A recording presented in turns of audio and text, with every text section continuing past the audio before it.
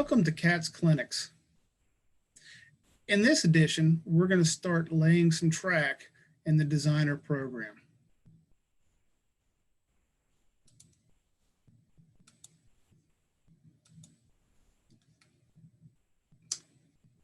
Okay, so here I'm opening our project.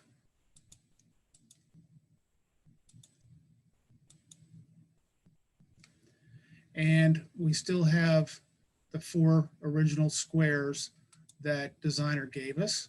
Each one of those squares can hold track work in one or more directions. What I'm going to do now is give us more work area to work with. And the way I do that, under the edit menu, I can insert rows below. And you'll see that there's also a shortcut for Control-R to do the same thing. So I'm going to add a few rows. Now I want to add some columns. Insert column after, Control-Y. I'm going to add a whole bunch there. Now, if I increase the size of this window, it inserts a bunch of blank space. That's going to go away as I add a whole bunch of columns.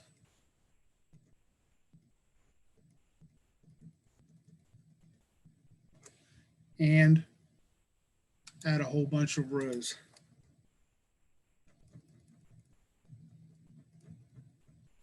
There we go. As I said, each one of these squares can contain tracks and going in multiple directions. And the way you add tracks is you go underneath the details menu down to tracks, which is the shortcut Control-T. Horizontal is your typical track arrangement on a CTC diagram. So if I select horizontal and apply it, I get a track running left to right. I can go back at any time and add other tracks.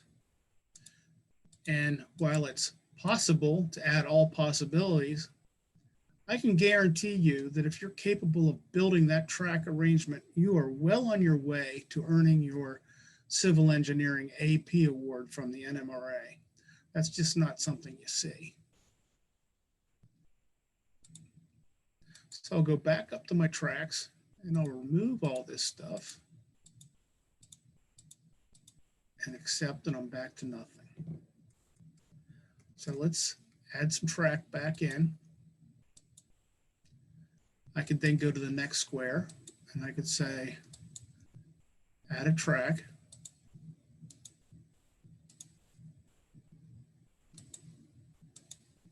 Add a track.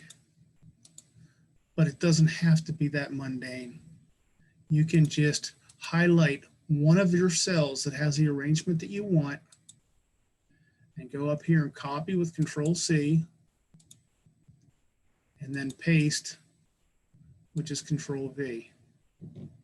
Now that it's on my clipboard, I can do Control-V's wherever I want.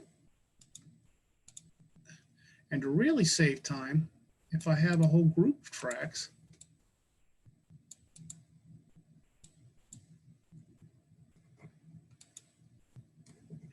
I could do a copy and paste across a very wide range, and I can fill out track very quickly in that manner.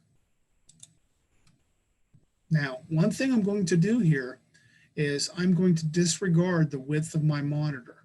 CATS doesn't care how wide your monitor is versus the schematic of the track diagram. We'll cover that a little bit more later. What I want to do for now is draw some additional variations of track. So I want to have a second track coming along here, and I want to make a crossover between the two. So to make a crossover, I need to add track to 2 squares. I'm trying to get from the top track to the bottom track. So what I need to do is, in the lower part of the diagram, I need to go either backslash or forward slash. In this case, I want to go with what they call the backslash.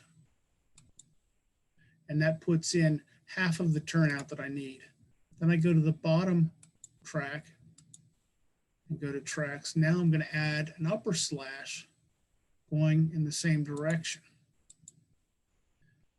There I've created a crossover. And for illustration purposes, let's say this is going to be a branch line coming off the main. I want it to go up here. So I'm going to go to tracks, and it's going to be in the upper part like that. And then to get it up and out of the way, I'm going to use the vertical. I'm going to copy that.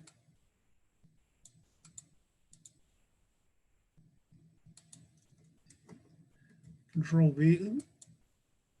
I didn't copy the whole bunch. Here we go. Paste some of those back in.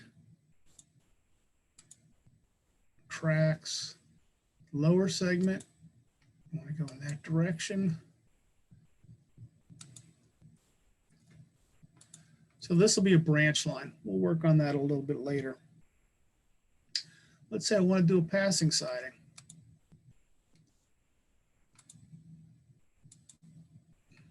It's going to be in the upper quadrant, and it's going to be in this direction. Put that in like that. Go above it. Tracks. It's going to be in the lower quadrant for where this is going to be located. And I need it to be in this direction. And once again, I can copy and paste.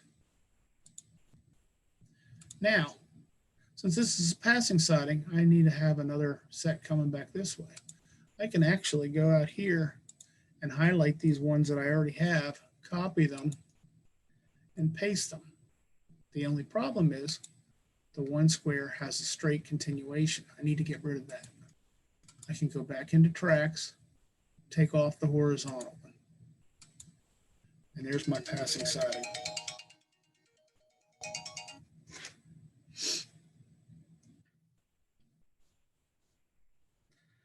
Let's say I want to add another passing siding just like that. I can highlight the whole batch.